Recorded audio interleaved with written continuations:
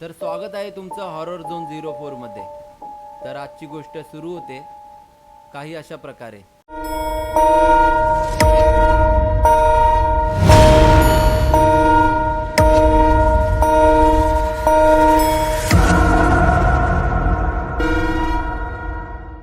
ही गोष्ट सुरू झाली 2019 मध्ये. राज नावाचा मुलगा हा ठाण्यामध्ये राहत होता. त्याला 7-8 दिवसांसाठी गावी जायचं होतं, कारण त्याला कॉलेजला सुट्ट्या लागल्या होत्या. म्हणून त्याला शॉपिंग करायची होती, कारण घरातल्या सगळ्यांनी शॉपिंग केली होती. फक्त हा एकटाच राहिला होता. तर त्याने विचार केला, लवकर लवकर मॉलमध्ये जातो आणि शॉपिंग करून पॅकिंग करतो. त्याला शॉपिंगचा एवढा शॉक नव्हता, म्हणून त्याने विचार केला की घराच्या जवळ जो मॉल आहे त्यामध्ये जाऊन लवकर लवकर शॉपिंग करू. पण त्याला त्या मॉलबद्दल काही माहितीच नव्हते की तो मॉल एक हॉन्टेड मॉल आहे. मित्रांनो, असे नाही की ठाण्यामधल्या सगळ्याच लोकांना त्या मॉलबद्दल माहिती आहे की तो मॉल एक हॉन्टेड मॉल आहे. म्हणून राजला पण त्या मॉलबद्दल काही माहीत नव्हते. लोकांना ते तेव्हा समजलं जेव्हा तो मॉल हळूहळू बंद होऊ लागला. तर आता आपण सुरू करू आजची आपली गोष्ट. राज मॉलमध्ये गेला तेव्हा वेळ झाली होती लगभग 9-9:30 आणि त्याला कपड्यांबद्दल काही माहिती नव्हते. तर त्याला जे आवडेल तो ते काहीही घेत होता. काही वेळानंतर मॉलमध्ये अनाउन्समेंट होते, The store is now 10 closed. वाजले आहेत. Thank you for shopping तर with us 30 today. मिनिटांमध्ये मॉल बंद करण्यात येईल. तर सगळ्यांनी वेळेत बाहेर यावे, नाहीतर मॉलचे सगळे गेट बंद करण्यात येतील. हे ऐकल्यानंतर राजने आपली लवकर लवकर शॉपिंग केली आणि 15 मिनिटांमध्ये बिलिंग वगैरे करून तो खाली उतरायला लागला. आणि उतरत असताना त्यांनी वेळ बघितला की अजून 15 मिनिटे बाकी आहेत. तर त्यांनी विचार केला की बाथरूमला जाऊन येतो. आणि तो बाथरूमला गेला. त्याच्या हातात मोबाईल होता. तर तो यूट्यूब बघण्यामध्ये व्यस्त झाला. आणि थोड्या वेळानंतर तो बाहेर आला आणि बघतो तर काय, सगळीकडे अंधार आणि शांतता. त्याच्या आजूबाजूला कोणच नव्हते. फक्त तो एकटाच होता त्या मॉलमध्ये. कसा बसा तो पहिल्या माळ्यावरून ग्राउंड फ्लोअरला गेला आणि बघतो तर काय, मेन गेटला लॉक लावला आहे. त्याला एक गोष्ट चांगलीच समजली होती की सकाळ झाल्याशिवाय तो बाहेर जाऊ शकणार नव्हता. आणि सगळीकडे फक्त काळोख होता. तरी पण तो घाबरत नव्हता. आणि काही शॉपमध्ये डिम लाईट चालू होत्या, म्हणून त्याला नॉर्मल दिसत होतं. त्यांनी स्वतःला स्ट्रॉंग ठेवलं होतं आणि त्याच्या मोबाईलला नेटवर्कही नव्हता. तर त्यांनी विचार केला की जसं त्याच्या मोबाईलला नेटवर्क येईल, घरी कोणाला तरी कॉल करून मदतीसाठी बोलवून तो बाहेर जाईल. खूप वेळ ट्राय केल्यावरही त्याच्या मोबाईलला नेटवर्क येत नव्हते. थोडा परेशान होऊन त्यांनी विचार केला की काही तासांचीच गोष्ट आहे, इथेच झोपतो आणि सकाळी उठून घरी जातो. तो परत फर्स्ट फ्लोअरवरती गेला. तिथे एक फर्निचरचा शॉप होता.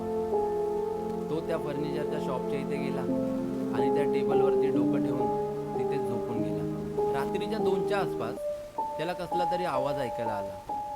त्याचा डोळा खुलला, झोप तुटली आणि तो समोर बघतो तर काय, त्याच्या समोर एक बाई उभी आहे. आणि जसं तिला समजलं राजने तिला बघितलं आहे, ती सरळ तिथनं पळून गेली. राज थोड्या वेळासाठी घाबरला. तरी पण त्याने विचार केला की ही बाई त्याला मदत करू शकते बाहेर जाण्यासाठी. आणि राज पण तिच्या मागे पळत गेला. तिच्या जवळ गेल्यावरती त्यांनी बघितलं की त्या बाईने हाऊसकीपिंगचे कपडे घातले आहेत, रेड कलरचे, आणि त्याच्यावरती त्या मॉलचे नाव आहे. त्याला वाटलं की ही पण इथेच काम करत असेल आणि वेळेचे भान नसल्यामुळे ही पण इथेच अडकली असेल. जसा तो त्या बाईच्या जवळ गेला तेव्हा ती बाई त्याला म्हणाली की आजची रात्र तुम्हाला इथेच काढावी लागणार सर, कारण रात्रीच्या वेळेस इथे कोणी येत जात नाही. मग त्याने तिला विचारले की कोणता तरी रस्ता असेल ना बाहेर जाण्यासाठी, आणि एवढ्या रात्री तुम्ही इथे काय करत आहात. तर त्या बाईने सांगितले की तिचे नाव पूजा आहे आणि ती इथे खूप वेळापासून अडकली आहे. मला पण इथून बाहेर निघायचे आहे, तर आजची रात्र तुला इथेच काढावी लागणार आहे.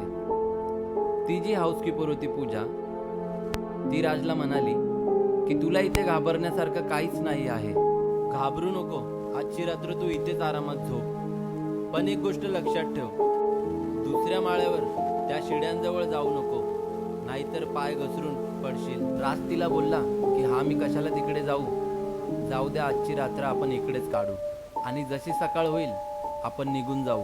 आणि राजचे डोळे सकाळी 8 वाजता खुलतात. तो बघतो की हळूहळू जॉब करणारे लोक येत आहेत. त्यांनी बघितलं की सगळे गेट ओपन झाले आहेत आणि तो सरळ तिकडून पळत सुटला. घरी जाऊन पहिले त्यांनी त्याच्या आई वडिलांना जे काही घडले ते सांगितले, पण त्यांना गावी जायचे होते म्हणून त्याच्या आई वडिलांनी ते इग्नोर केले. तर तोही हे सगळं विसरला आणि पॅकिंग वगैरे मध्ये लागला आणि मॉलमध्ये त्याच्यासोबत जे काही घडलं होतं तो हे सगळं विसरून गेला. 3-4 दिवसानंतर तो गावी निघाला आणि गावी जात असताना तो त्याचा मोबाईल वापरत होता. अचानक त्याच्या मोबाईलमध्ये टाइम्स ऑफ इंडियाची एक न्यूज येते की ठाण्याच्या इंटरनेटी मॉलमध्ये एका महिलेचा पाय घसरून पडल्याने मृत्यू झाला आणि तिचेही नाव पूजाच होते. हे ऐकून त्याला खूप वाईट वाटलं, कारण काही दिवसांपूर्वीच मी रात्र काढली होती तिच्यासोबत त्या मॉलमध्ये आणि आज ही मेली. त्याला खूप वाईट वाटत होतं. मग राजने त्याच्या भावांना ही सगळी गोष्ट सांगितली. त्याचे भाऊ बोलले, ठीक आहे, ही बाई मेली असेल, पण तू ही जुनी गोष्ट आम्हाला का सांगतोय? तर राज बोलला, जुनी नाही, आत्ताच 2-3 दिवसापूर्वी मी मॉलमध्ये गेलो होतो, तेव्हा ही बाई मला भेटली होती. त्याचे भाऊ त्याला बोलले की ठीक आहे, तू 2-3 दिवसापूर्वी मॉलमध्ये गेला असतील, पण पूजा नावाची जी बाई तू आम्हाला सांगतोय ही 2012 मध्ये त्या मॉलमध्ये मेली होती. मग तू 2-3 दिवसापूर्वी तिला कसं काय भेटू शकतो? हे ऐकून राज एकदम शॉक झाला.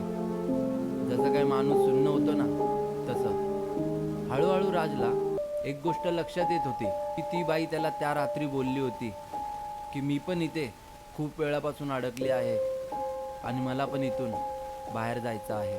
का ती बाई एवढ्या रात्री फिरत होती हे राजला समजले की ती कोणी बाई नव्हती, त्या बाईची आत्मा होती जी 2012 पासून तिथे भटकत आहे. मी जी गोष्ट तुम्हाला सांगितली आहे ती एका स्वीपरची गोष्ट आहे, एका कामवालीची जिचं नाव होतं पूजा. ती त्याच मॉलमध्ये काम करत होती. 2nd फ्लोअरवरती काम करत असताना तिचा बॅलन्स गेला आणि ती सरळ खाली पडली 1st फ्लोअरवरती. तिकडच्या लोकांनी तिला ठाणे सिव्हिल हॉस्पिटलमध्ये घेऊन गेले. तर तिकडच्या डॉक्टरांनी जेव्हा चेकअप केला तेव्हा त्यांनी सांगितलं की ती मेली आहे. ही गोष्ट जास्त कोणाला माहीत नाही. मला ही गोष्ट माझ्या एका मित्राने सांगितली आहे, जो राजचाच मित्र आहे, की हे सगळं कळल्यानंतर राजची काय हालत झाली होती. अक्षरशः तो तापाने फणफणला होता, कारण त्यांनी एक रात्र कोणत्या नॉर्मल व्यक्तीसोबत नाही तर एका आत्म्यासोबत काढली होती. तर जाता जाता फक्त एवढंच सांगेल की जो मॉल बाहेरून एवढा सुंदर दिसतो तो दिसायला तर सुंदर आहे, पण त्याच्या मागे काही कहाणी तर नाही ना. त्यामध्ये लोक तर शॉपिंग करण्यासाठी येतात, पण जशी रात्र होते त्यामध्ये आत्मा तर नाही फिरत ना. जर तुम्ही अशा ठिकाणी फिरत असाल तर काळजी घ्या. भेटू